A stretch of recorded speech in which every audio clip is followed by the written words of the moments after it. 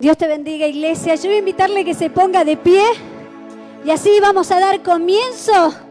Una noche de bendición, una noche gloriosa, donde veremos la mano de Dios, donde veremos los milagros. Amén. Así que vamos a prepararnos para adorar a Dios, para glorificar su nombre, donde también vamos a prepararnos para orar. Es importante que desde el lugar que usted está también pueda buscar, pueda clamar a Dios. Amén. Vamos a cerrar nuestros ojos y así vamos a dar a inicio esta gran reunión. Te adoramos, Señor. Te bendecimos, Rey. Padre, queremos preparar nuestros corazones en esta noche para buscarte, Dios, y para adorarte, y para aclamarte. Ven, Señor. Ven, Señor. Mientras tu pueblo te adora, mientras tu pueblo te busca, queremos adorarte, glorificarte, Rey de Reyes, Señor de Señores. Te adoramos, Señor, porque eres digno. Magnífico eres, Señor. Manifiéstate, Señor. Esta es la confianza que tenemos, Señor, en ti. Que cualquier cosa que te pidamos, tú nos oyes. Por eso queremos buscarte, Señor.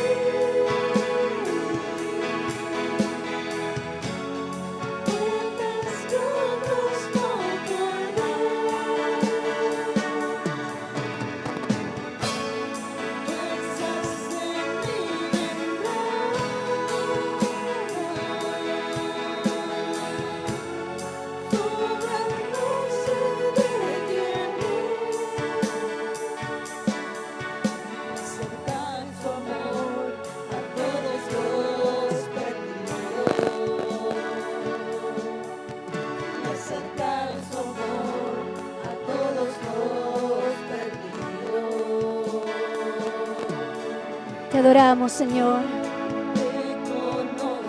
Padre, queremos aprovechar este momento, Señor. Queremos aprovechar, Señor, estando en este lugar, Dios. Queremos, Señor, orar a ti. Queremos adorarte. Queremos buscar tu rostro, Dios. Mientras te adoramos, Señor, manifiéstate, Dios. Manifiéstate, Dios, en cada corazón. Señor, en cada uno de los cuales están en este lugar. Señor, aquellos que nos siguen a través de las redes sociales. Aquellos que nos acompañan también desde su hogar, desde su provincia, desde su país. Padre, manifiéstate. Hazte real en nuestras vidas, Dios. Ven, Señor.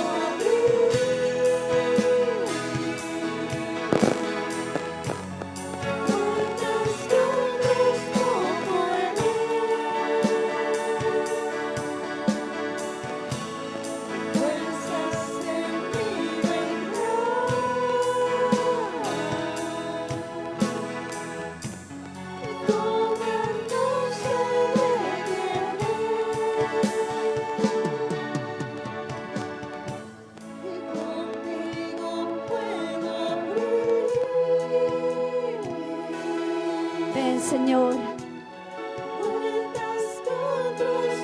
glorifícate, Señor, en cada vida. Glorifícate en los jóvenes.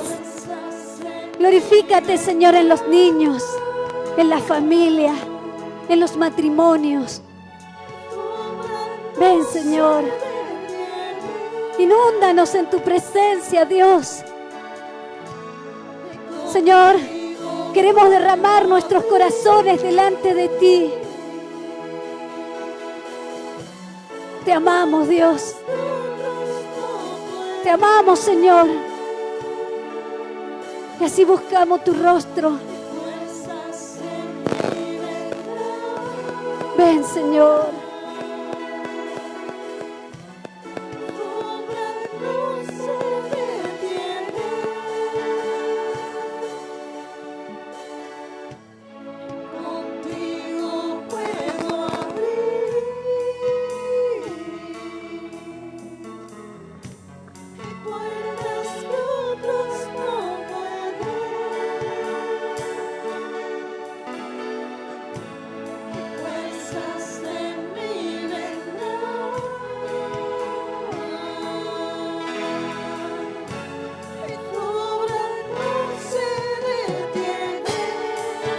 Vamos, iglesia, es una noche de bendición, una noche de adoración, una noche de oración. Te adoramos, Dios. Queremos, Señor, adorarte con nuestro corazón. Danos entendimiento, danos sabiduría, Dios, para adorarte, para exaltarte, Dios. Ven, Señor, derrámate, derrámate, Señor, en cada corazón, en cada vida.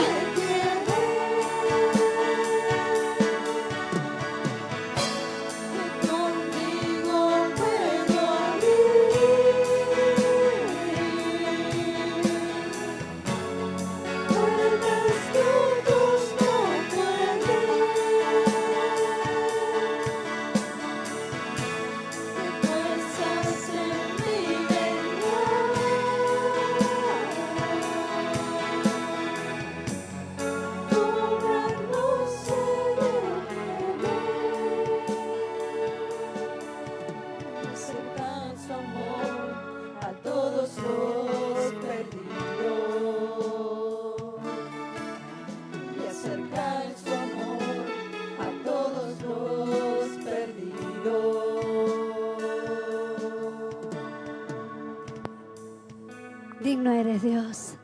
Y así seguimos buscando tu rostro, Dios. Y así seguimos adorándote. Señor, mientras sentimos el sonido de cada uno de los instrumentos, mientras, Señor, que entonamos estas adoraciones con nuestros labios, queremos seguir buscándote, Dios. Ven, ven, Señor. Paséate en este lugar, Dios. Padre, sabemos que tu presencia está en este lugar.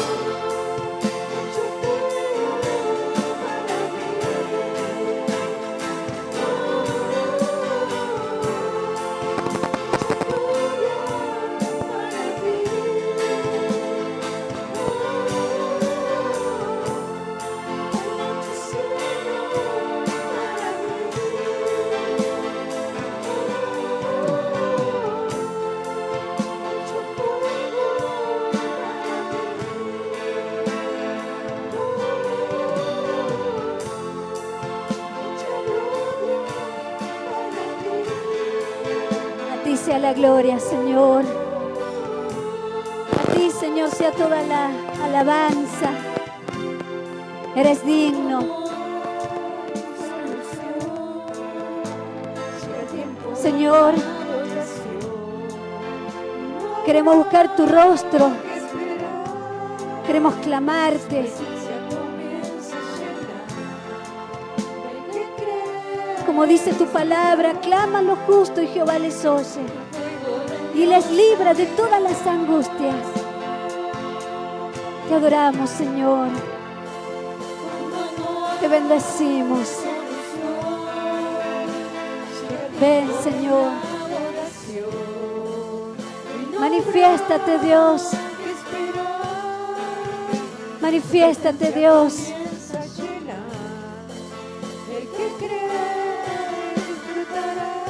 Derrámate aún más, Dios.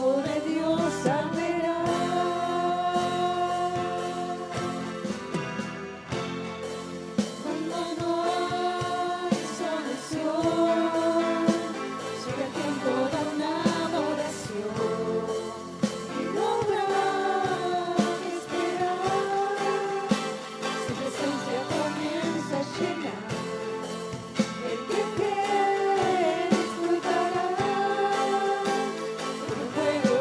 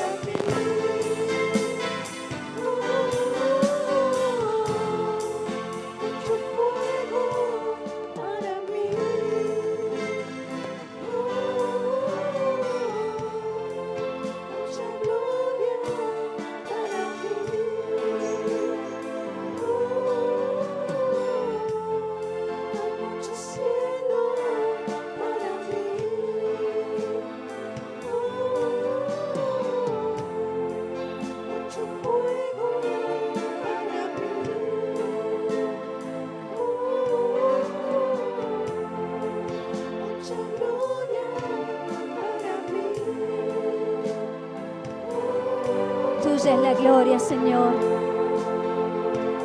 Tuya es la gloria, Padre. A ti te damos toda la gloria. Digno. Grande eres tú, Señor. Magnífico y poderoso.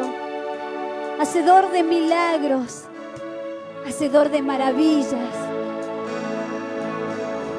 Ven, Señor. Glorifícate, Dios, en cada vida. Aquellos, Señor, que buscan. Aquellos que te buscan, Señor. Te adoramos, Señor. Queremos buscarte, Dios. Sí, Señor.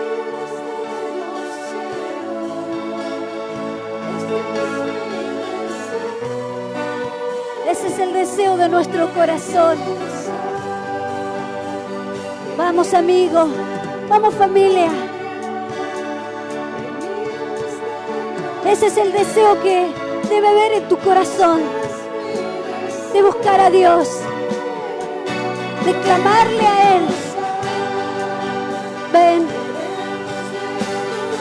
Queremos ver, Señor, tu gloria. Queremos ver tus bendiciones, Dios. Ese es el deseo de nuestras vidas, Señor.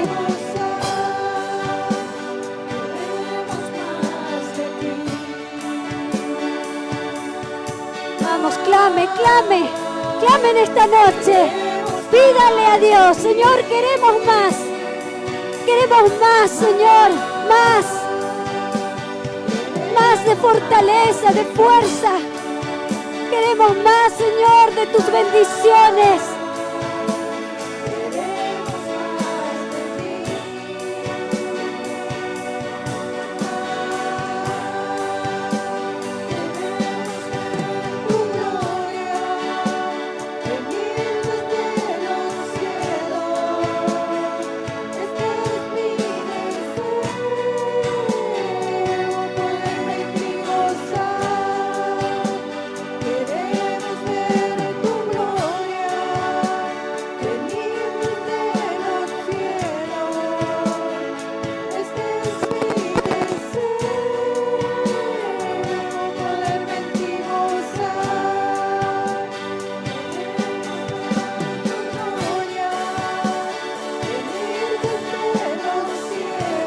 Orarás a Él y Él te oirá. ¿Cuál es su deseo? Pídale a Dios. Dígale a Dios: Señor, este es mi deseo. Buscar tu rostro. Este es el deseo, Señor, de hacer tu voluntad. De estar en tus caminos. ¿Cuál es su deseo? Pida. Dígale, Señor, de ser constante en su camino. Señor, te adoramos. ¿Cuál es su deseo?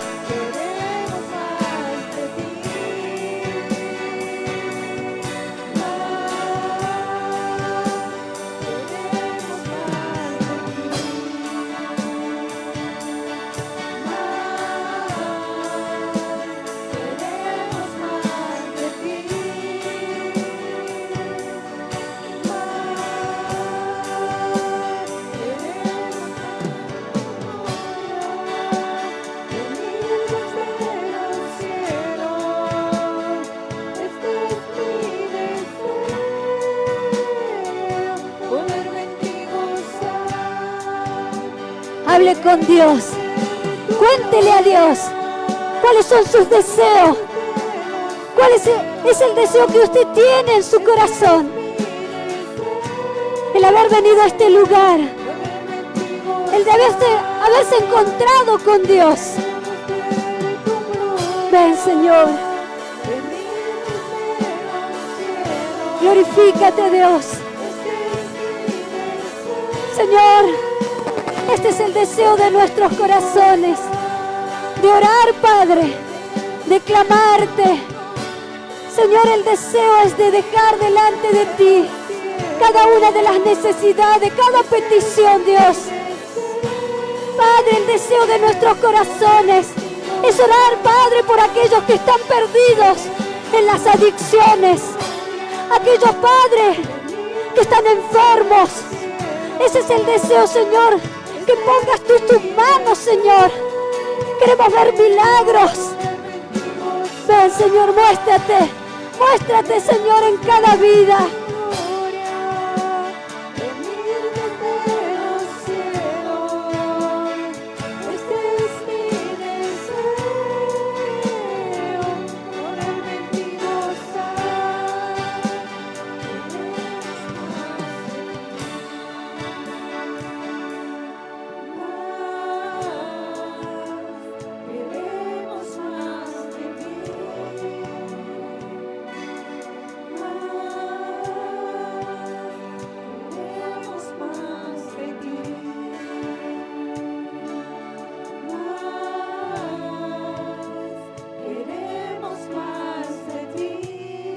Queremos más y más, Señor.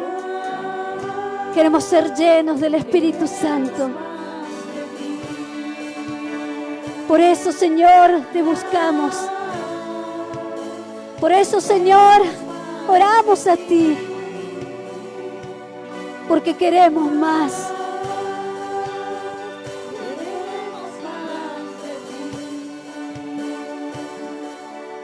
Menos de nosotros, Señor. Más de ti, Señor. Más de la santidad. Más comunión contigo, Señor. Queremos más.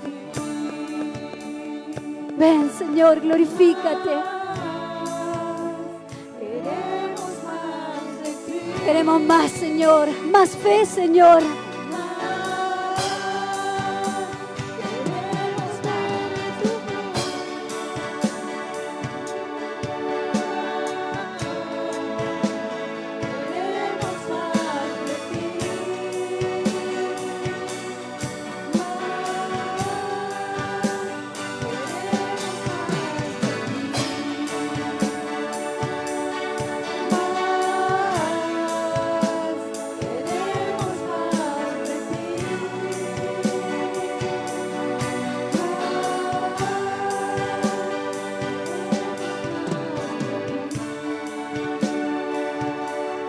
Vamos, iglesia. Siga buscando su rostro. Él está en este lugar. Por eso, Señor, queremos darte las gracias. Porque ha sido una noche de bendición. Una noche bendecida para nuestras vidas. Gracias, Dios. Te bendecimos. Te damos toda la gloria. Te damos toda la honra y la alabanza. Y queremos hacerlo, Dios, con un fuerte aplauso. Vamos a darle un fuerte aplauso. Vamos, iglesia, que se escuche. Aleluya y aleluya.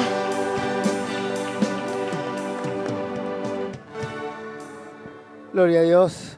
Bueno, bienvenidos, pueden tomar asiento. Dios les bendiga. Vamos a comenzar con este estudio bíblico número 14. Sí, el resto de los estudios bíblicos los pueden encontrar en la página de Modo Radio, en Facebook. También pueden encontrar unos 7 discipulados. Así que aquellos amantes de la lectura bíblica, aquellos que les gusta mucho aprender de quién es su padre, de lo que su padre puede hacer y de lo que su padre piensa, las personas que aman a Dios lo conocen y lo buscan. Cuando una persona ama algo, se esfuerza por obtenerlo, ¿verdad? Cuando aparece el novio, la novia, la esposa, el esposo, ¿qué cosas no hacen para estar entre una persona y la otra, verdad? Crean las situaciones, los momentos. Inclusive, cuando no estábamos en la iglesia, hasta mentías para querer estar con alguien. Simulaban historias. Yo conocí personas que hasta hacían fallecer a su madre con tal de no ir a trabajar y estar con una persona que querían. Mostraban el afecto como podían. Quien ama a Dios lee su palabra. Quien ama a Dios busca su palabra. Quien ama a Dios entiende su palabra. Porque entiende que la Biblia es la mente de Dios. Son sus pensamientos. Si yo quiero conocer a una persona, me gusta escucharla. Veo que cuando uno no quiere estar con alguien y no quiere escuchar a alguien, lo rechaza. Rehúsa estar con esa persona, se corre a un costado, no le importa escucharlo. O cuando esa persona le habla, uno agarra y empieza a girar la cabeza para otro lado, a esquivar su charla o se interpele con otra charla.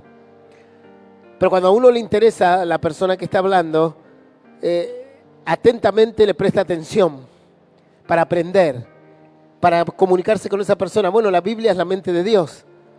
Las Santas Escrituras son los pensamientos de Dios hacia el universo, hacia nosotros, hacia su creación, hacia todos los objetivos que Él planteó.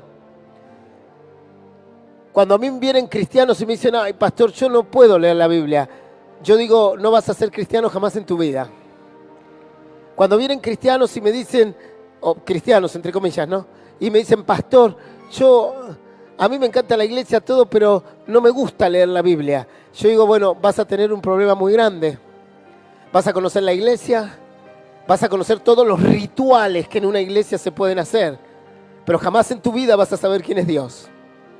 Y posiblemente el día que estés con Él, ni sepas quién es Dios, ni Él te reconozca a ti.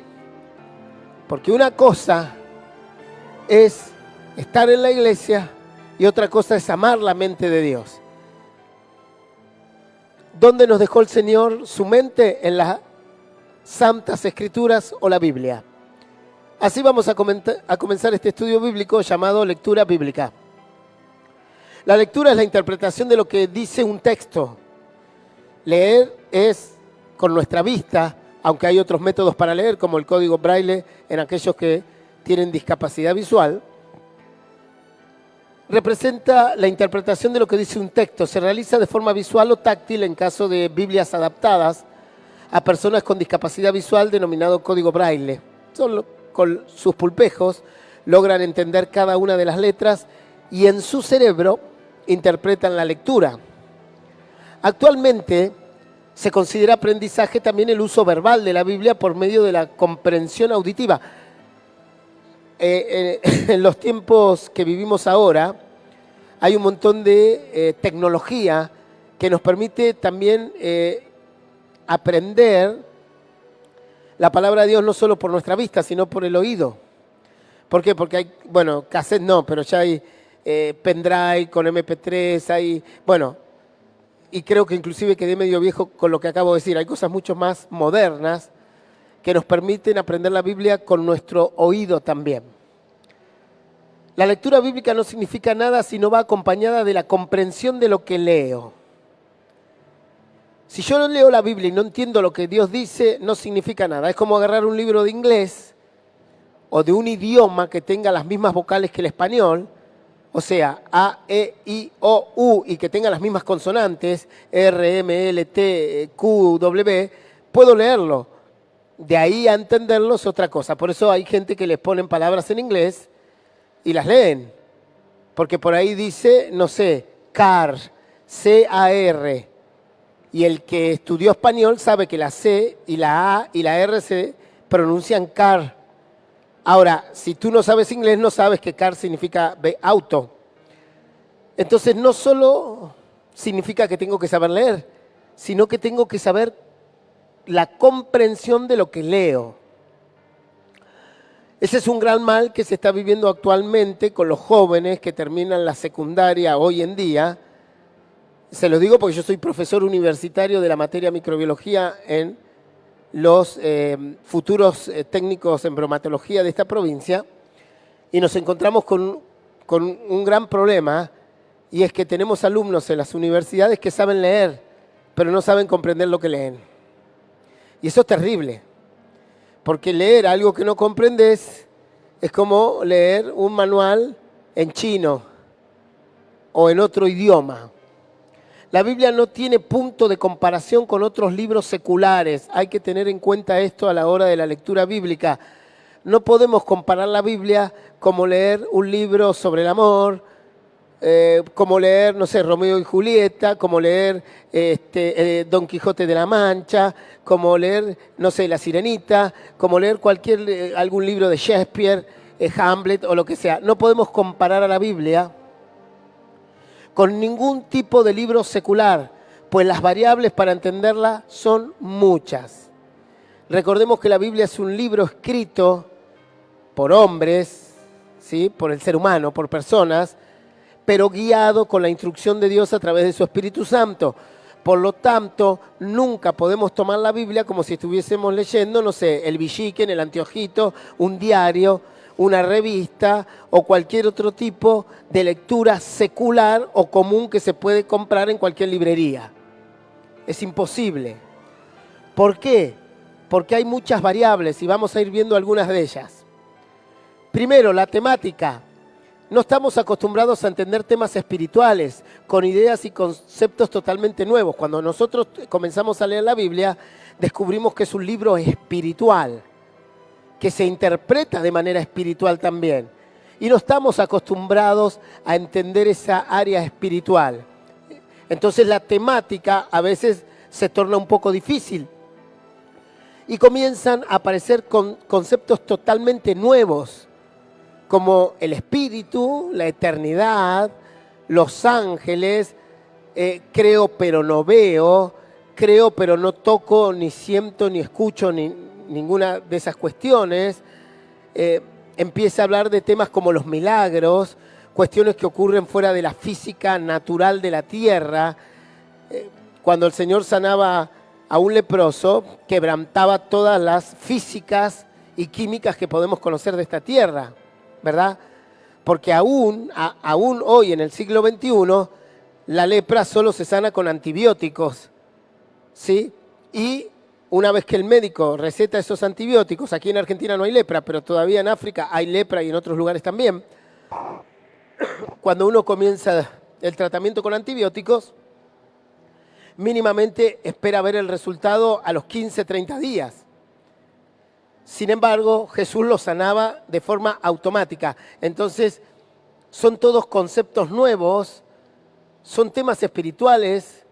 En un momento el apóstol Pedro le dijo a Jesús, cuéntanos las cosas del cielo. Y no es que Jesús no conocía las cosas del cielo.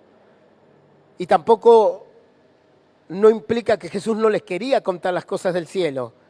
Pero Jesús le fue sincero y le dijo, mirá Pedro, no entendés las cosas de la tierra, todavía te voy a explicar las celestiales. Como diciendo, ahora no es el momento. A duras penas podés entender que yo soy el Hijo de Dios, que voy a morir y voy a resucitar a los 3 días. Imagínense, la Biblia dice que para Dios un día es como 1000 años y 1000 años como un día. ¿Cómo es eso, pastor? Y no, son cosas difíciles de entender, la temática es compleja. ¿Quién puede entender que es un día como 1000 años o 1000 años como un día? En nuestro mundo de tercera dimensión es muy difícil de comprender. En el mundo en donde se maneja Dios en todas las dimensiones existentes o posibles que pueden existir, nosotros conocemos hasta la tercera, la cuarta la imaginamos y se terminó. En un mundo donde Dios se mueve sin necesidad de tiempo ni espacio, si a mí me dicen, pastor, tiene que ir a su casa, bueno, eso me requiere tiempo y espacio. O sea, necesito por lo menos 3 minutos y tengo que recorrer 300 metros, ¿sí?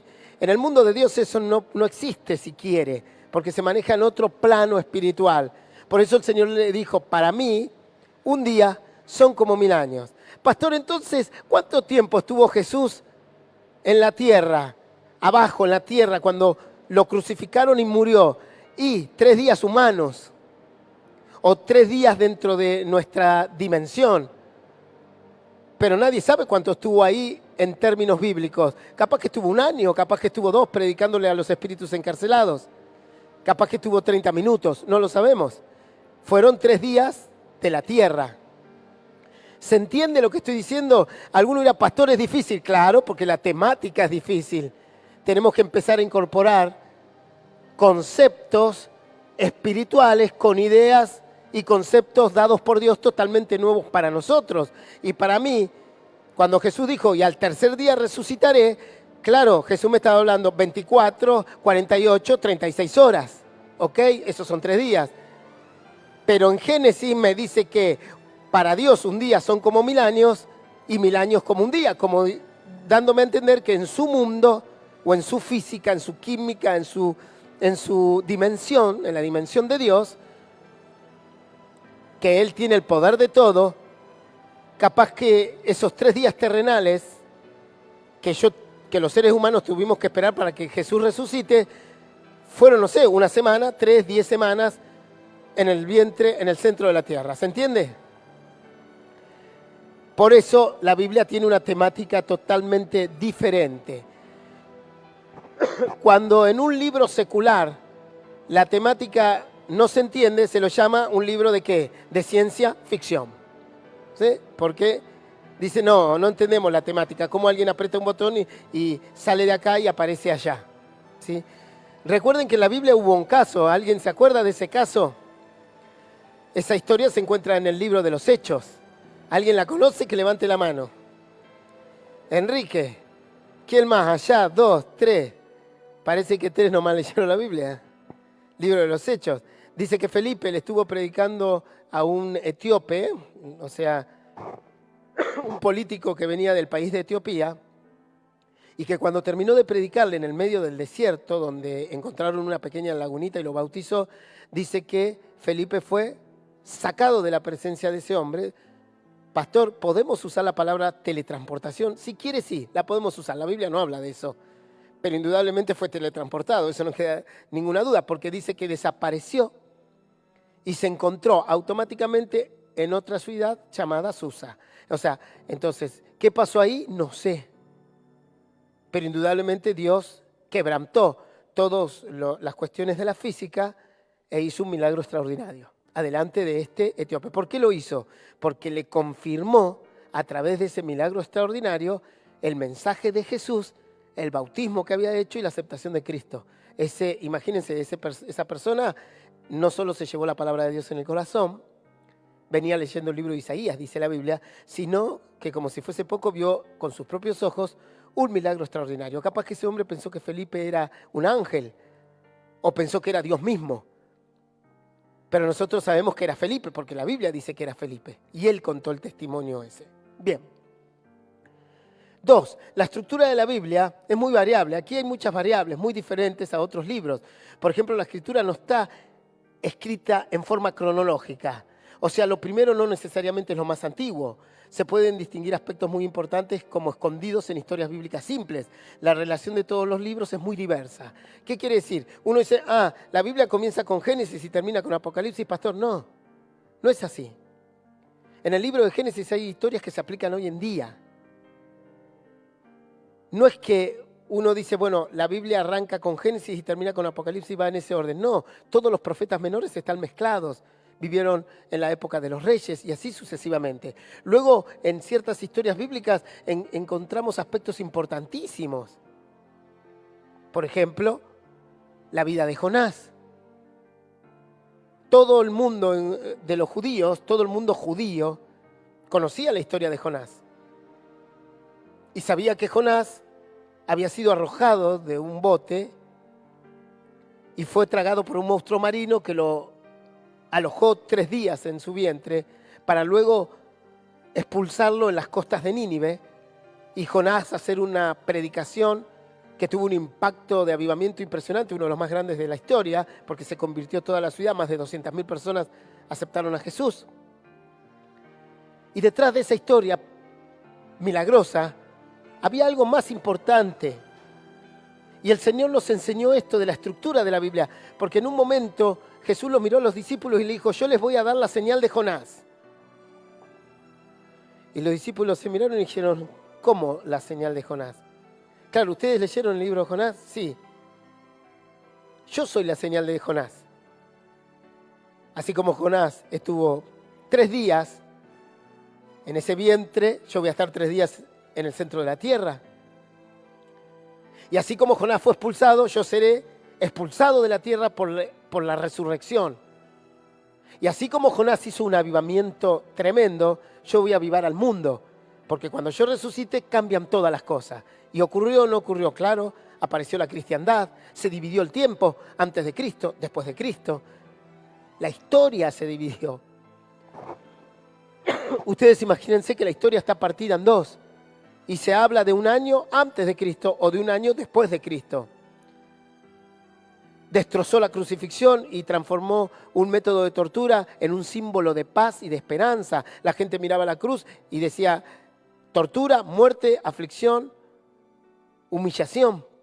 Y ahora la gente ve la cruz y ¿qué ve? Una esperanza. Ve un símbolo de paz.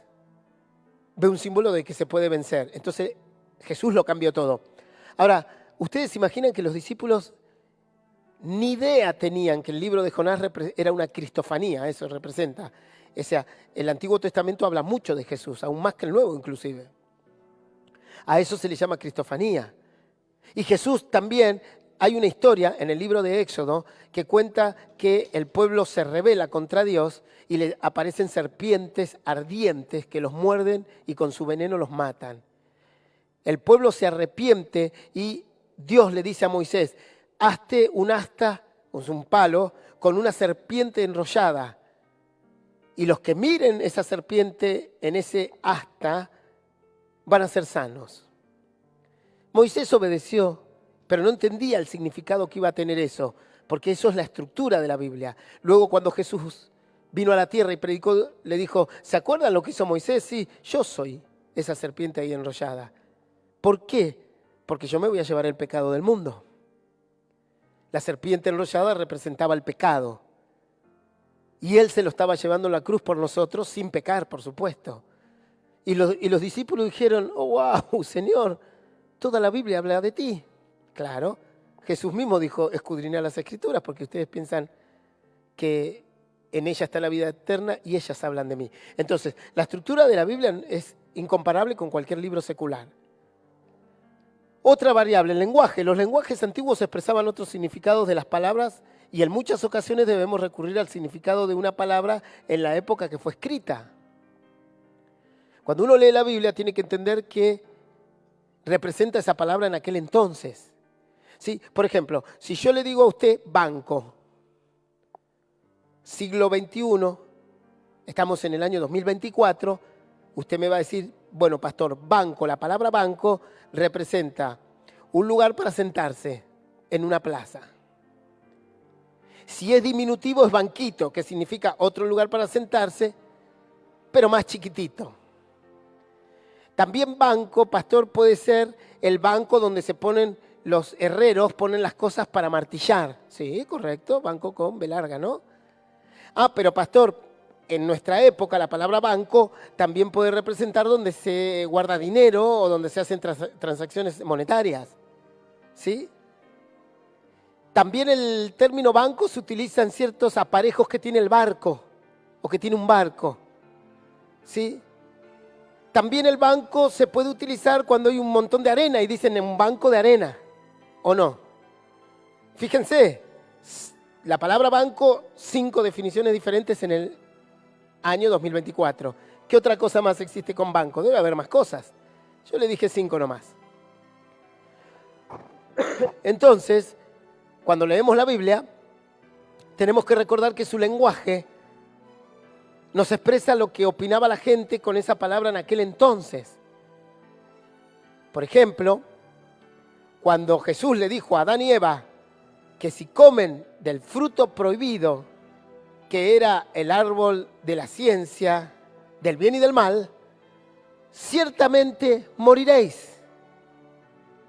Ahora, cuando ellos comen del fruto, ¿murieron o no murieron? Físicamente no. Entonces, ¿qué significa muerte? Claro, lo que pasa es que usted tiene que entender que la palabra muerte, cuando fue escrita en la Biblia, no representaba extinción. Representa separación. Entonces, la Biblia nos enseña que cuando leemos la palabra muerte, estamos hablando de la separación del cuerpo y del alma, o la separación del alma de Dios. Entonces, Adán y Eva experimentaron la muerte espiritual, se separaron de Dios. Si yo agarro una cosa y un pajarito, por ejemplo, y lo prendo fuego, hasta extinguirlo, eso es extinción, no hay más nada. Pero la muerte en el ser humano y en la Biblia no representa extinción, que dejó de existir, representa separación. Cuando nosotros muramos, nuestro cuerpo se va a separar del alma. El alma y el espíritu van a volver a Dios y recibir otro cuerpo celestial, y nuestro cuerpo va a quedar aquí. Podrá quedar en un cementerio, lo podrán carbonizar en el fuego, en una cremación. Si moriste en el mar, posiblemente te van a comer los tiburones y quedará en la panza de algún pez. Si estuviste en la guerra y te explotó una granada, nada de tu cuerpo va a quedar, quedará esparcido por todos lados. Y esto también elimina el concepto, no, pastor, el cuerpo hay que enterrarlo. A ver, ¿y la gente que fue comida por leones por amar a Dios? ¿Qué pasó con su cuerpo? Esa es una mitología católica apostólica romana que no tiene ni siquiera el mínimo peso para resistir en la Biblia. Hay gente que murió en el mar y su cuerpo no va a aparecer nunca más. Hay gente que no la enterraron en cajones con formol como se entierran ahora. La metían 20 metros bajo tierra y ahora son petróleo, gas, vaya a saber qué son, fósiles. ¿Y ahí qué hacemos? ¿Qué hacemos con eso, pastor? Y tenemos que entender la Biblia. Este cuerpo no hereda el reino de los cielos. Carne ni sangre heredan el reino de los cielos. Entonces, cuando yo muero físicamente, mi cuerpo queda acá. Que hagan lo que quieran. Si lo quieren meter en la facultad para estudiarlo, métanlo nomás. No tengo problema. Ahora, mi alma se separa y se va con Dios. El que peca y muere en pecado, fuera de la voluntad de Dios, su alma y su espíritu se van a separar de Dios y se van a ir al infierno o al lugar de tormento. Y eso se llama muerte. Segunda muerte le llama el Señor.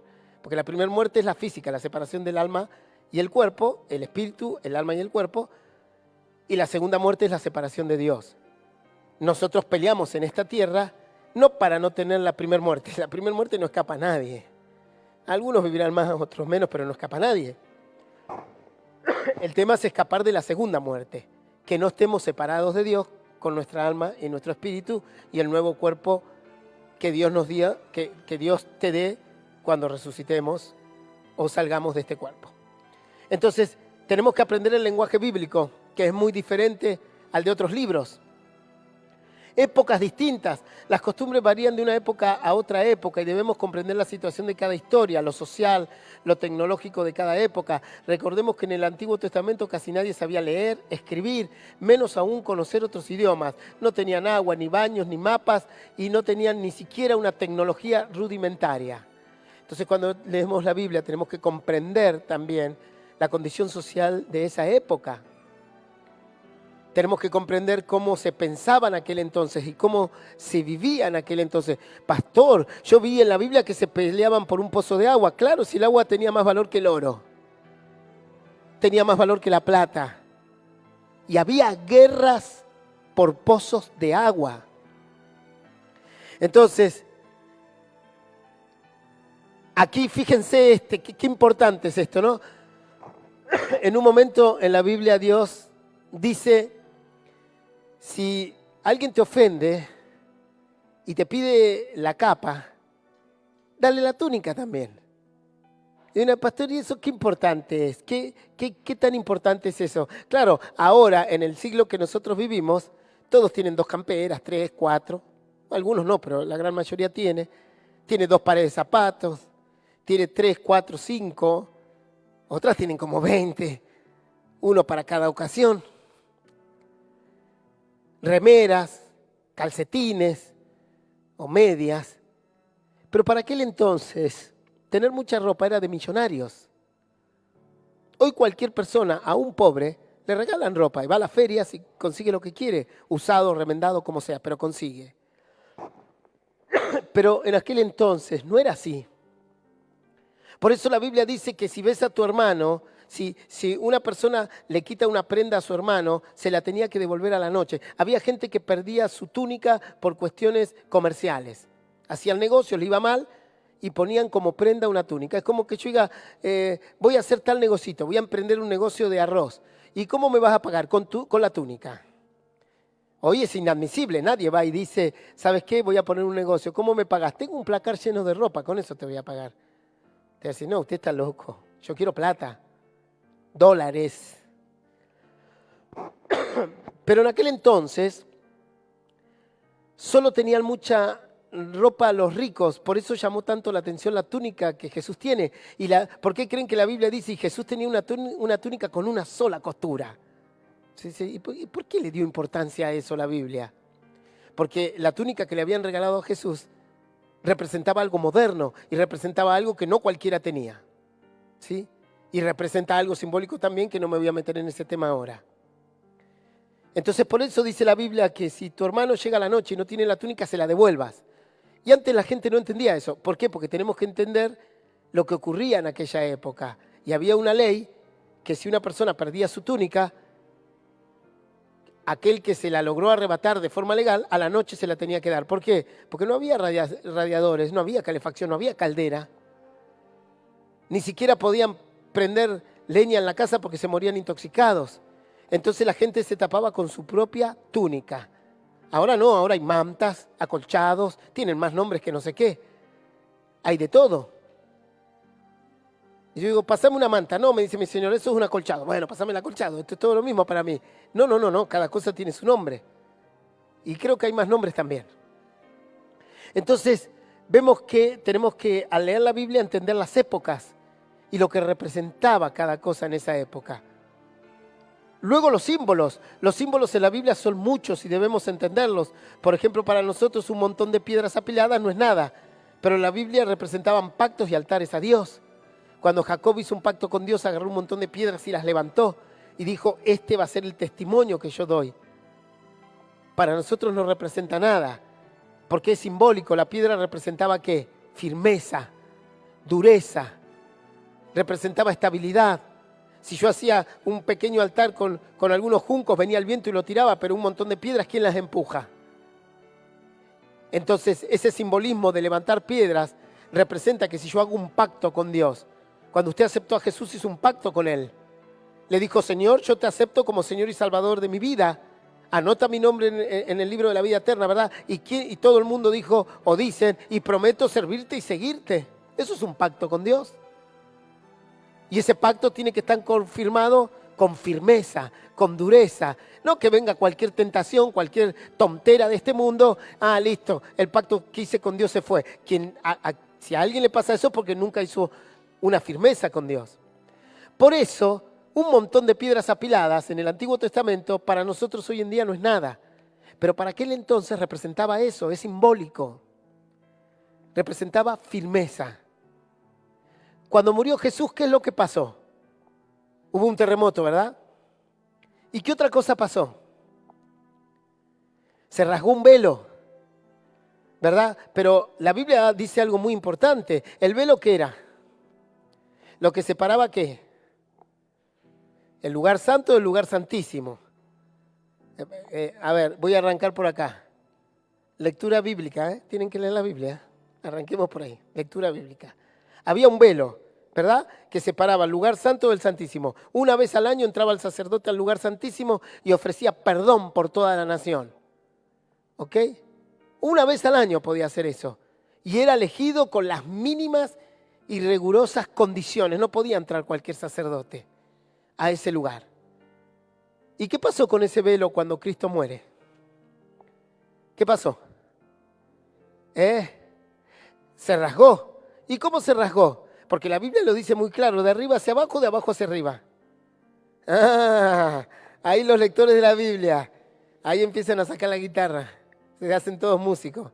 A ver, allá está Fernando. De arriba hacia abajo. ¿Por qué se rasgó de arriba hacia abajo?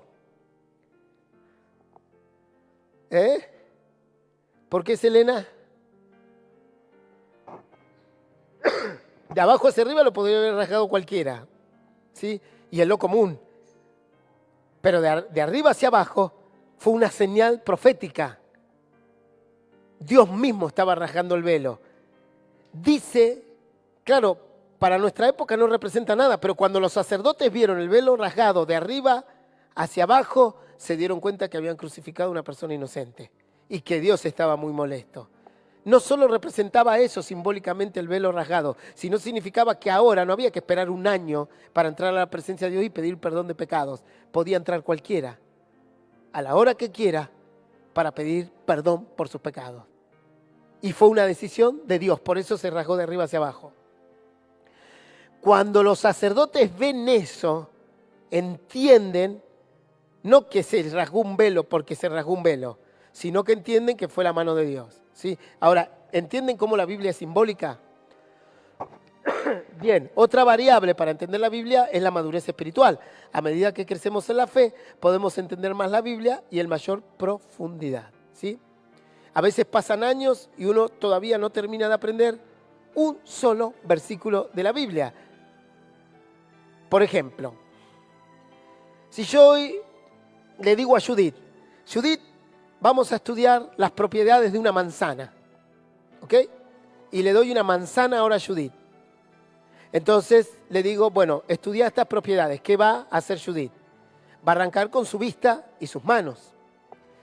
Y me va a decir que la manzana es roja, que relativamente es suave, no es como el kiwi, que si lo tocas es más rugoso. La va a oler y puede ser dulce o agria, la va a morder y puede ser dulce o agria también. Puede ser arenosa o puede ser no arenosa. Y un montón de variables que va a poder percibir ella a través de su tacto, su olfato y su gusto. 3 de los 5 sentidos que tienen los seres humanos, ¿verdad?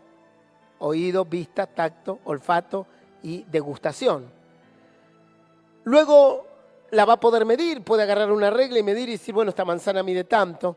Hay gente que interpreta un versículo bíblico así, lo lee y entiende algo. Ahora, ¿qué pasa si yo le digo a Judith, bueno, Judith, ya aprendiste las características de una manzana, ahora te voy a dar una lupa? Y Judith va a agarrar la lupa y va a decir, ¿sabe qué, pastor? Todo lo que le dije es verdad, pero con la lupa veo otras cosas. Veo que el cabo de la manzana, que yo pensé que era liso, tiene un montón como de nervios. ¿Qué pasó ahí? La lupa le empezó a proveer de mayor ¿qué? Conocimiento, información sobre esa manzana. Y eso es lo que hace la fe, leer la Biblia constantemente y en profundidad. Vamos entendiendo cada vez mejor la mente de Dios. Ahora Judith va a mirar y va a ver que con la vista la manzana parece lisa, ¿verdad? Como si fuese un cerámico así, pero con la lupa ya no es lisa. ¿Qué pasa si pasan 3 años y yo le digo a Judith, mirá lo que te traje, un microscopio óptico, con los que los bioquímicos ven las bacterias y los parásitos y eso? Tomá, mirá la manzana. ¿Vieron alguna vez el hermoso dibujo, casi prácticamente bellísimo que tiene un copo de nieve? ¿Lo vieron? ¿Vieron un copo de nieve alguna vez? ¿Leen algo? Te pregunto, porque ¿nunca vieron un copo de nieve cuando se lo muestran los científicos que pareciese, a ver si vieron, no sé, la película esta, ¿cómo se llama?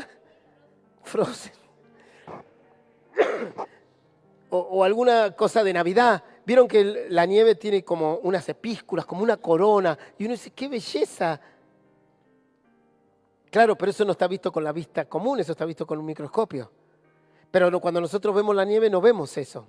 Ahora, si yo le doy a Judith un microscopio óptico, va a empezar a ver cosas de la manzana que nadie va a entender.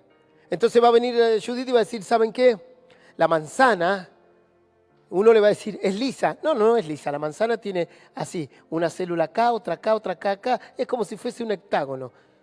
Claro, el otro, que ya es más ignorante que ella, va a decir, vos estás loca.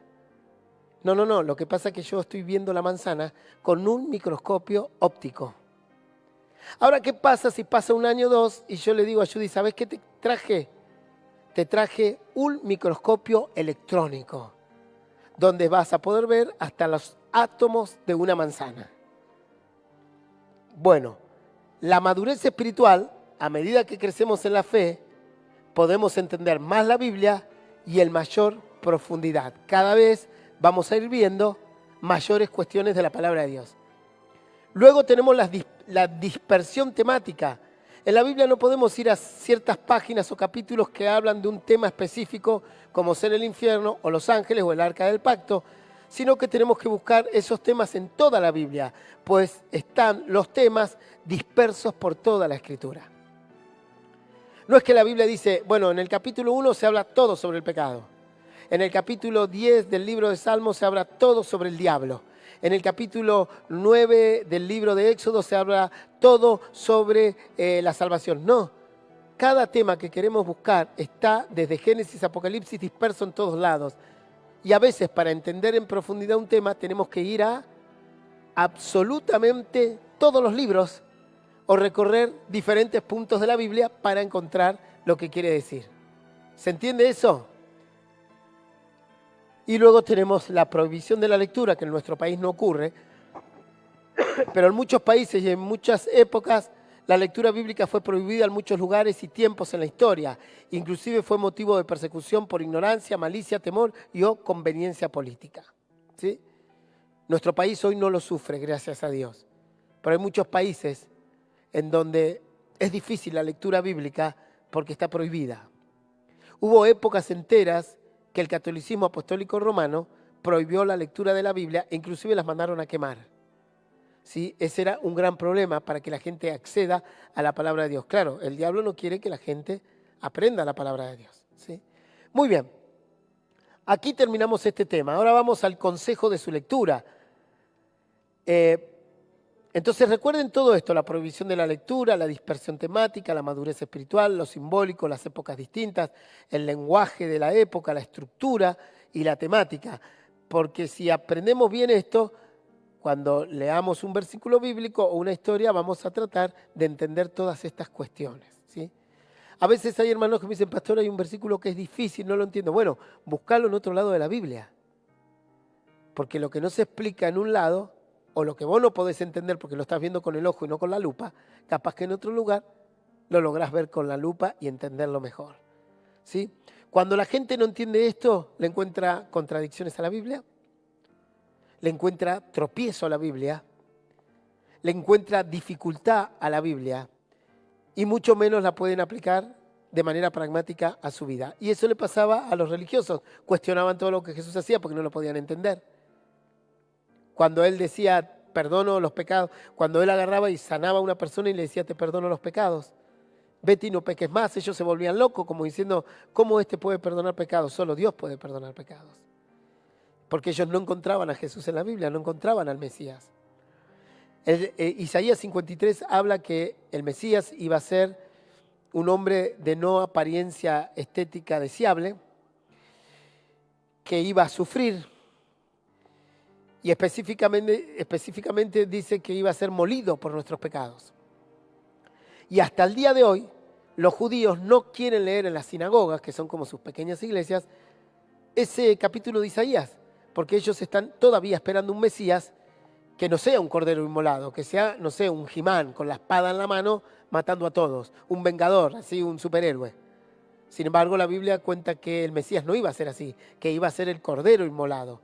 Y hasta el día de hoy ellos no aceptan al Mesías o al enviado de Dios como un cordero inmolado, sino como una persona llena de poder y autoridad, aunque Jesús lo tenía. Por eso cuando venga el anticristo y se les manifieste como un gran poderoso de la tierra, van a caer postrados ante sus rodillas. ¿Sí? ¿Por qué? Por no tener conocimiento de la Escritura. Consejo para la lectura de la Biblia. Primero, es un consejo de Dios. Usted no va a leer la Biblia porque el pastor se lo dice o porque la iglesia se lo enseña. La va a leer porque Dios se lo pide. Josué 1:8, el Señor le habla a Josué y le dice, nunca se apartará de tu boca este libro de la ley, sino que de día y de noche meditarás en él, para que guardes y hagas conforme todo lo que en él está escrito, porque entonces harás prosperar tu camino y todo te saldrá bien. Listo. No se apartará este libro de tu boca, sino que de día y de noche meditarás en él. Tendrás que leerlo porque, ¿qué dice aquí? ¿Sí? Y hagas conforme a todo lo que en él está grabado. No, está escrito, dice. Escrito. Y lo escrito se lee. Oseas 6:6. Porque misericordia quiero y no sacrificio, y conocimiento de Dios más que holocaustos. Más que sacrificio de su vida, Dios quiere que le conozca, que tenga conocimiento de Él. Segunda de Pedro 1, 5, 6. Vosotros también, poniendo toda diligencia por esto mismo, añadid a vuestra fe virtud, a la virtud conocimiento y al conocimiento dominio propio. Y así siguen un montón de características más, virtudes más. Al dominio propio paciencia, a la paciencia piedad. ¿Qué le está pidiendo aquí el Señor? Que añada a usted conocimiento de Él, bíblico. ¿Sí? La lectura bíblica nos muestra el camino. Salmos, nos muestra nuestras conductas, el bien, el mal, lo correcto y lo incorrecto. Es como un GPS. Nos va a guiar para que podamos entender que si lo que estamos haciendo está bien o está mal. Miren lo que dice Salmo 119, 105. Lámparas a mis pies, ¿qué? Tu palabra, y lumbrera a mi camino. La Biblia guía mi camino. Es una lámpara para mi camino. Segunda de Timoteo 3, 16 y 17. Toda la escritura es inspirada por Dios y útil para enseñar, para redarguir, o sea, para encontrar, ¿no? Para corregir, para instruir en justicia, a fin de que el hombre de Dios sea perfecto, enteramente preparado para toda buena obra. Si no tengo la palabra de Dios en mi corazón, en mi mente, ¿cómo voy a profundizar? ¿Cómo voy a corregir a mi familia, a mis hijos, a mi iglesia, si yo no conozco la Biblia? Mañana viene un hermano y dice, pastor, me fui de vacaciones, estuve en el casino, me gané esto, tome para que arregle el techo. Yo lo tengo que corregir y decirle, no, llévate eso porque eso proviene del pecado y a Dios no le agrada lo que hiciste. Si yo no conozco la Biblia, ¿cómo corrijo al pueblo? Si yo no conozco la voluntad de Dios, ¿cómo corrijo al pueblo? ¿Cómo puedo predicar verdades si ni siquiera las leí y ni siquiera las estudio en la Biblia? ¿Entienden? Entonces, cuando una persona o un pastor se esfuerza para estudiar y aprender la palabra, seguramente lo va a guiar de forma correcta. La Biblia nos da sabiduría. Miren lo que dice Salmo 119, 130. La exposición de tus palabras alumbra, hace entender a los simples. Hace que las personas simples sean sabias. ¿Se acuerdan Pedro cuando se confrontó con los religiosos? Que le dijeron, ¿de dónde sacas tú estas palabras? Dice, si tú eres un hombre del vulgo, o sea, no estudiaste nada, ¿de dónde has sacado estas palabras? Claro, Pedro ya tenía la palabra de Dios en su corazón. Todo lo que habían escrito, todo lo que escribían ellos, guiados por el Espíritu Santo.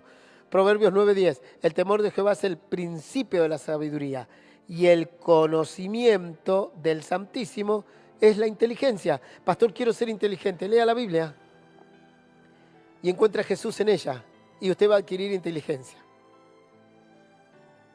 Proverbios 2:1-7, hijo mío, si recibieres mis palabras y mis mandamientos guardares dentro de ti, haciendo estar atento tu oído a la sabiduría, si inclinares tu corazón a la prudencia, si clamares a la inteligencia y a la prudencia dieres tu voz, si como a la plata la buscares y la escudriñares como a tesoros, entonces entenderás el temor de Dios, de Jehová, y hallarás el conocimiento de Dios, porque Jehová da la sabiduría y de su boca viene el conocimiento y la inteligencia. Él provee de sana sabiduría a los rectos, Él es escudo a los que caminan rectamente. ¿Cómo arranca todo? Hijo mío, si recibes mis palabras. Ahora, si yo no conozco la Biblia, si no la leo, ¿cómo voy a saber cuáles son las palabras? ¿Ven? Este es un beneficio, nos da sabiduría. Aquí todo el proverbio habla de la inteligencia y sabiduría que una persona adquiere. Sabiduría para...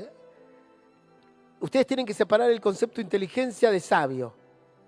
Por ejemplo, si usted va a un hospital, se va a encontrar con un montón de gente inteligente. Porque para recibirse como médico o como enfermero, tiene que ser inteligente. Porque tuvo que haber aprobado materias, estudiar. Eso no quiere decir que sea sabio. Capaz que es un médico inteligente, pero es un asesino porque hace abortos. Entonces, toda esa inteligencia le elimina la sabiduría. Ahora, cuando ese médico que se dedica a los abortos y al homicidio conoce la palabra de Dios, se transforma en una persona sabia porque abandona el pecado y lo que a Dios no le agrada a través de su palabra. Entonces hay gente que es inteligente pero no es sabia. Una persona que tiene 8 matrimonios, indudablemente puede ser el presidente de la nación, puede ser una persona exitosa en los negocios, totalmente inteligente para manejar números, pero de ninguna manera fue una persona sabia en su vida. ¿Se entiende la diferencia entre sabio e inteligencia? Aquí hay hermanos muy inteligentes que inclusive manejan cierta ciencia. Ciencias que no son fáciles de manejar y otros no conocen. Por ejemplo, Carlos maneja toda la inteligencia de la electricidad y nos arregló toda, prácticamente nos ayudó a corregir toda la electricidad y a dejarla mejor de lo que estaba. Sin embargo, si mañana va, se droga y carga a su hijo en un auto y choca y lo daña, indudablemente será muy inteligente para la ciencia, pero para Dios ni siquiera sabio es. Entonces, guarda en confundirse a la gente inteligente con sabia. Tengan cuidado con eso. Porque que la gente sea inteligente no quiere decir que sean personas sabias. Si mañana me dicen, ahí hay un gran inteligente que llegó a ser, no sé, el gerente general del banco, a mí eso no me dice nada. Si mañana viene uno que dice, yo solo cargo bolsas en el puerto, pero cuando termino me voy a orar, pastor, y busco a Dios y le doy gracias y siento su presencia, para mí ese es sabio y con ese me voy a juntar seguramente. ¿Entienden? No se confundan, la inteligencia le permite a la gente a manejar un avión para después lanzar un misil y matar 300 niños. ¿Eso es sabio? No. ¿Pero el que maneja un avión es inteligente? Indudablemente que sí. Hay que ver cuántos de nosotros, si nos ponemos a estudiar, logramos subirnos a un avión y siquiera tocar el timón. Claro que es una persona inteligente. Tuvo que aprender de física, de matemática, de millones de cosas. Templado su carácter, todo, pero no es sabio, porque aprieta un botón para matar inocentes, por ejemplo. Bien. Por ejemplo, los que derribaron las Torres Gemelas. Estuvieron estudiando para ser pilotos casi 4 años. Luego tomaron un avión, secuestraron el avión, eliminaron a los pilotos y con toda la inteligencia que tenían, dijeron, vamos a morir por Alá para ir a su Valhalla. Y destrozaron el avión en unas torres, matando ellos millones de personas, dejando a su familia solos. Y indudablemente ni sueñen que van a estar en un paraíso, están en el mismo infierno. Porque a Dios no le agrada los sacrificios. Vuelvo atrás. ¿A dónde está? Porque misericordia quiero y no sacrificio, y conocimiento de Dios más que holocaustos, sacrificios. ¿Sí? Bien. Nos revela la voluntad de Dios la palabra. Juan 5:39. Escudriñad, dice el Señor, las Escrituras. Escudriñar significa estudiarlas, leerlas, profundizar, preguntar. ¿Sí? Porque a vosotros os parece que en ellas tenéis la vida eterna y ellas son las que dan testimonio de mí, dice Jesús. Me van a encontrar a mí en Génesis, en Éxodo, en Deuteronomio. A ver, ¿dónde está Jesús en Génesis? 2 ejemplos, ya, rápidos, para los lectores bíblicos. ¿Dónde está Jesús en el libro de Génesis? Bien, hagamos en plural. Ahí estaba Jesús y el Espíritu Santo. ¿En qué otro lugar?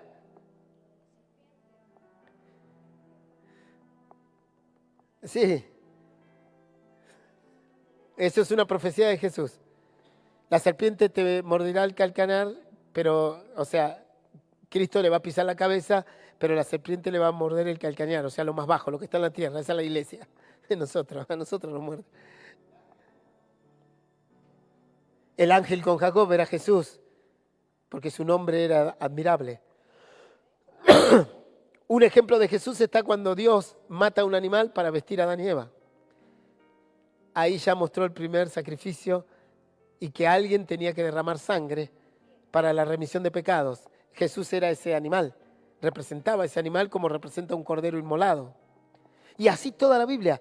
La roca que golpeó Moisés que dio agua, ¿quién era? ¿Pero era Cristo, estaba ahí disfrazado de roca o era un simbolismo? Claro, porque dijimos, vuelvo para atrás, ahí Lautaro que esté atento, ven, la Biblia está con simbolismos, cuidado con eso. Bien, la serpiente que hablamos hoy, un simbolismo. ¿Sí? Entonces el Señor dice, escudriñad las Escrituras, porque hablan de mí. Y en todos los libros está Jesús. Romanos 12:2, no os conforméis a este siglo, sino transformados por medio de la renovación de vuestro entendimiento. Y para el entendimiento tenemos que estudiar y leer, para que comprobéis cuál sea la buena voluntad de Dios, agradable y perfecta. La palabra de Dios y la lectura de la Biblia nos alimenta y fortalece nuestro espíritu. 1 Pedro 2:2 dice, desead como niños recién nacidos la leche espiritual no adulterada, o sea, el alimento, para que por ella crezcáis para salvación. O sea, que la lectura de la Biblia no solo nos va a enseñar profundidad de Dios, sino que también nos va a acercar a la salvación. Mateo 4:4, él respondió y dijo, escrito está, no solo de pan vivirá el hombre, sino de toda la palabra que sale de la boca de Dios. ¿Sí? Para tener una vida plena en Cristo tenemos que conocer su palabra. Establece una doctrina infalible. ¿Qué significa infalible? Infalible significa con inmunidad al error. Nunca es mala y absolutamente confiable y no falla. Libre de error. La Biblia es infalible, no tiene errores. Es libre de error. Lo que Dios te dice no falla. Dios no es hombre para arrepentirse ni para mentir. ¿Sí? Es infalible. Juan 17:17. Santificados en tu verdad. Tu palabra es verdad. ¿Sí? Yo soy el camino, la verdad y la vida. Nadie llega al Padre si no es por mí. Tu palabra es verdad. ¿Sí? ¿Por qué creen que Jesús insistía tanto en que la gente guarde su palabra? Porque él sabía que representaba algo infalible. Segunda de Pedro 1, 19, 21. Tenemos también la palabra profética más segura, a la cual hacéis bien en estar atentos como a una antorcha que alumbra en un lugar oscuro, hasta que el día esclarezca y el lucero de la mañana salga en vuestros corazones. Entendiendo primero esto, que ninguna profecía de la Escritura es de interpretación privada, porque nunca la profecía fue traída por voluntad humana, sino que los santos hombres de Dios hablaron siendo inspirados por el Espíritu Santo. Voy a parafrasear este versículo. Tenemos también la palabra profética más segura. La Biblia es lo más seguro que hay, a la cual hacéis bien en escucharla y estar atentos como aquel que está atento a una antorcha donde está oscuro. Cuando está oscuro y le prenden una antorcha, uno va mirando la antorcha porque dice, si miro para el otro lado y se va la antorcha, ¡pum!, me quedo en la oscuridad. ¿Sí? Y que no es de interpretación privada, no es que aparece un iluminado y dice, ay, a mí Dios me reveló un versículo, no. A vos solo no te reveló nada, la Biblia ya está toda revelada. En todo caso, algunas personas Dios las ilumina para que vean la manzana con la lupa o con el microscopio electrónico o óptico y no tan solo con sus ojos. Eso se llama iluminación, pero no revelación, porque la Biblia ya está toda revelada. ¿Sí? La Biblia también calma y predispone el espíritu de las personas. Nehemías 8:2. Y el sacerdote Esdras trajo la ley, o sea, la Biblia, delante de la congregación. Lo que estaba escrito para esa época, que no es toda, obviamente. Así de hombres como de mujeres y todos los que podían entender, el primer día del mes séptimo. Y leían el libro de la ley de Dios claramente y ponían el sentido de modo que entendiesen la lectura. Era una predicación lo que estaban haciendo. Y Nehemías, el gobernador, y el sacerdote Esdras, escriba, y los levitas que hacían entender al pueblo, dijeron a todo el pueblo, día santo es a Jehová nuestro Dios. No os entristezcáis ni lloréis, porque todo el pueblo lloraba oyendo la palabra de la ley. Les tocaba el corazón. Leían la Biblia y se les quebraba el corazón en pedazos. Ningún libro hace una cosa así. Salvo las novelas cuando miran las mujeres. Están llorando y dicen, ¿por qué llorar? No, mirá a la pobrecita. La dejó. Pues si quién, a la vecina, ¿qué? A la hermana. No. Ya voy por el capítulo 86 y no me imaginé que la iba a dejar. Y se largan a llorar por una novela. Es una cosa de locos eso. Es inentendible. Yo venía de hacer guardias del hospital de Gonet, de ver muerte de personas, de niños enfermos, y estaba mi hermana planchando y las lágrimas. Yo digo, ¿qué pasó? Se peleó con el esposo. Eso.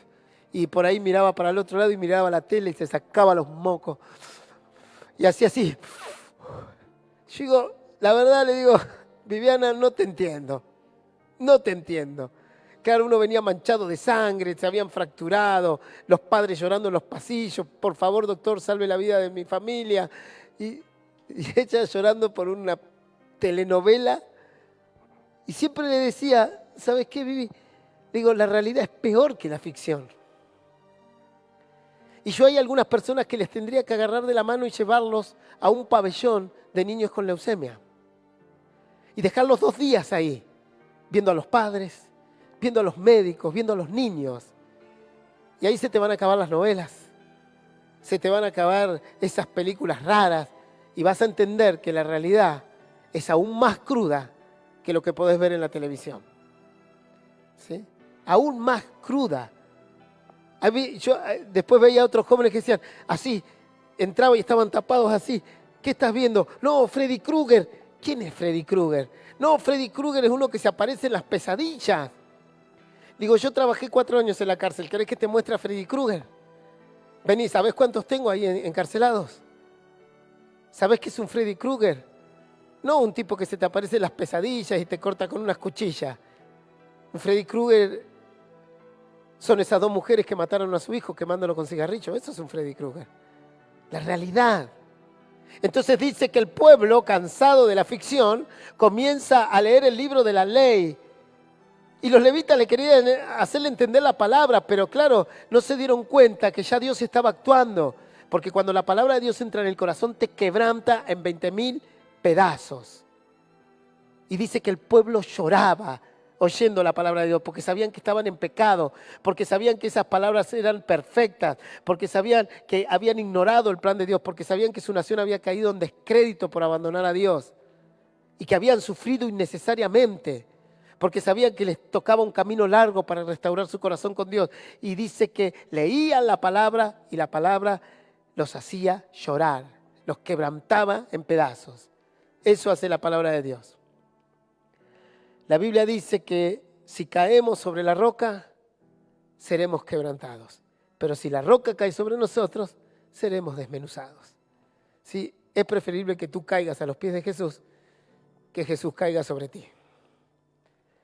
Segunda de Crónicas 34, 15 al 21. Este es un versículo que a mí me apasiona y me conmueve siempre que lo leo, así lo lea 1000 veces.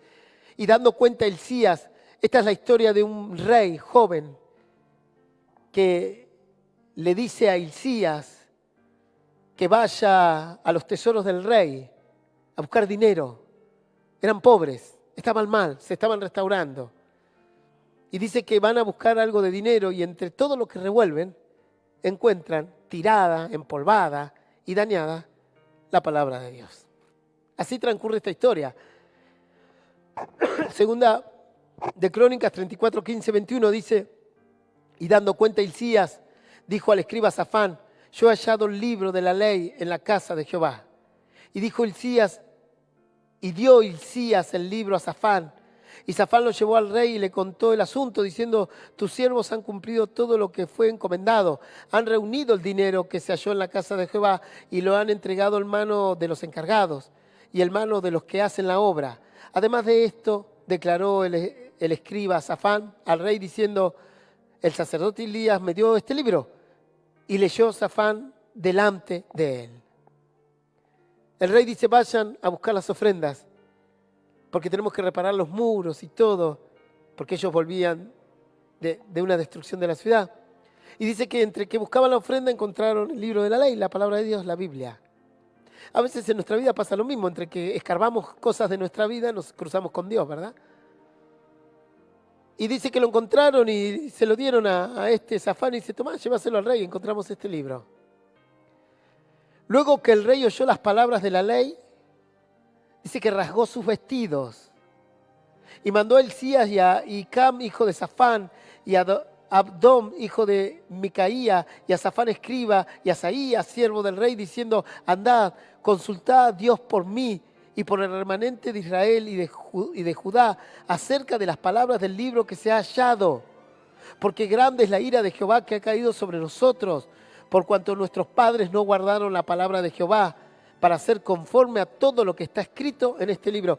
Dice que cuando le leían al rey la Biblia, su corazón se enterneció y se dio cuenta que todo lo que el libro decía su pueblo no hacía nada de lo que el libro decía. Y empezó a ver su condición espiritual. ¿Qué dijimos? Vuelvo para atrás un poco. Que una de las cuestiones que hace la Biblia, ¿qué es? Nos revela la voluntad de Dios, nos muestra el camino, nos da sabiduría, ¿sí? Y alimenta y fortalece nuestro espíritu. Calma y predispone el espíritu de las personas. Entonces dice que el rey, ¿a dónde me quedé? Aquí, ¿no? Sí. Dice que el rey, no, perdón, acá. Dice que el rey entiende que estaban mal y le quebrantó el corazón. Y mandó a que se lea la palabra de Dios en las plazas y volvió a traer un avivamiento al pueblo de Dios.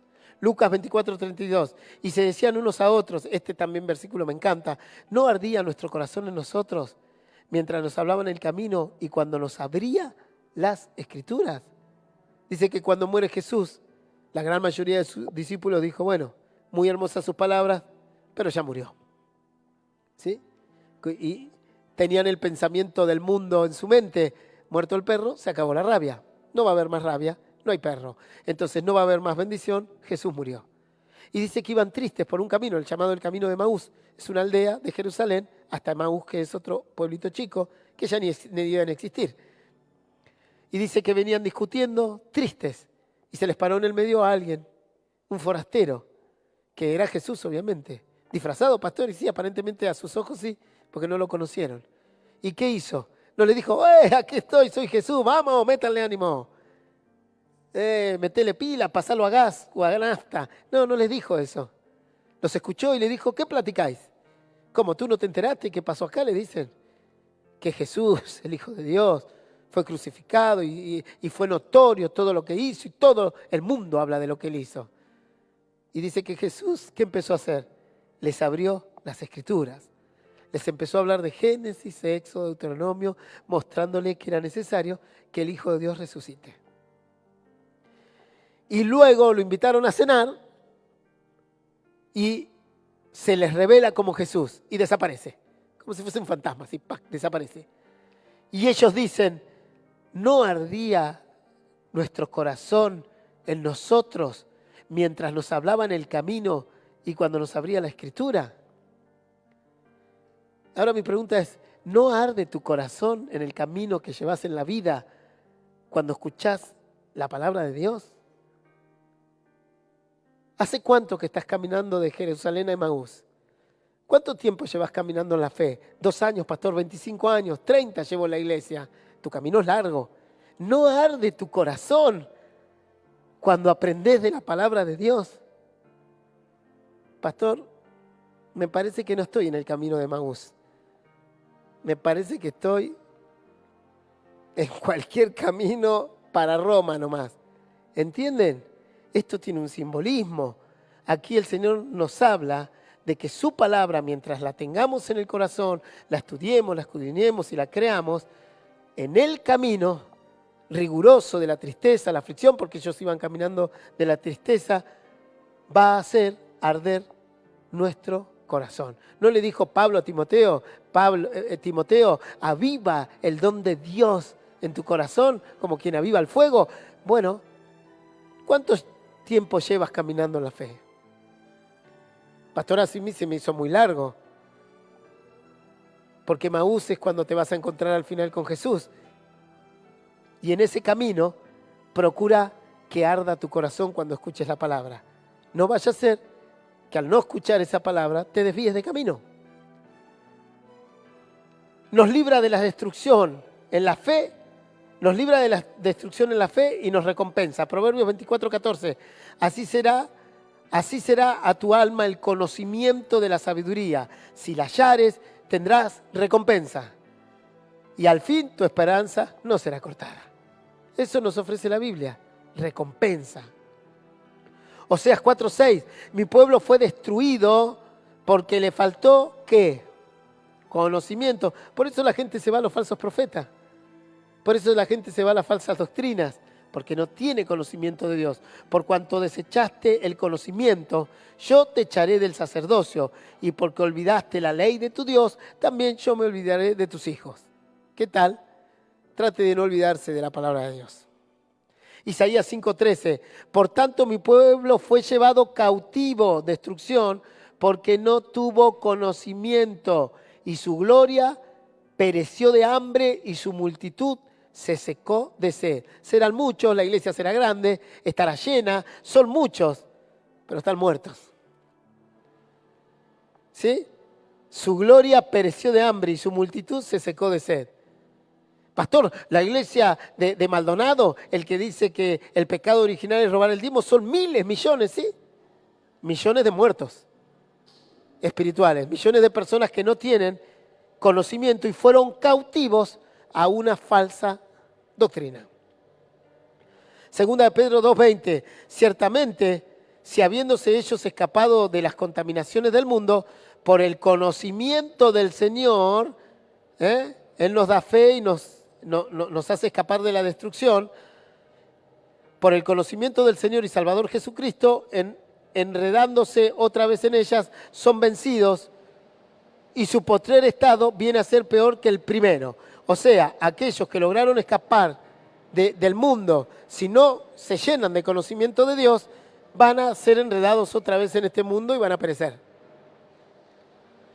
Aumenta la fe y nos provee la salvación. Romanos 10:17, así que la fe es por el oír, y el oír la palabra de Dios. Segunda de Timoteo 3:15, y que desde la niñez, le dice el apóstol Pablo a Timoteo, yo sé que desde la niñez has sabido las sagradas escrituras. De niño le enseñaba la Biblia a Timoteo, las cuales te pueden hacer sabio para la salvación por la fe que es en Cristo Jesús. ¿Sí? Ahí vemos que nos provee fe para la salvación. Acá terminamos. Consejos para comenzar a leer las Escrituras. Nosotros en este ministerio aconsejamos comenzar por los evangelios de Mateo, Marcos, Lucas y Juan. Aquí está parte de la biografía de los 3 años terrenales de Jesús. Luego aconsejamos seguir con el libro de los Hechos. Este es el comienzo y parte de la historia de la iglesia. Luego recomendamos Salmos y Proverbios y el resto de la Biblia. En sí no hay un orden y toda la escritura es útil, pero el consejo nos permite ordenarnos para entenderla aún más. Si usted quiere puede empezar de cualquier lado, ¿sí? Pero si arranca por estos puntos, quizás luego le sea aún más fácil poder entender la lectura bíblica. ¿Preguntas?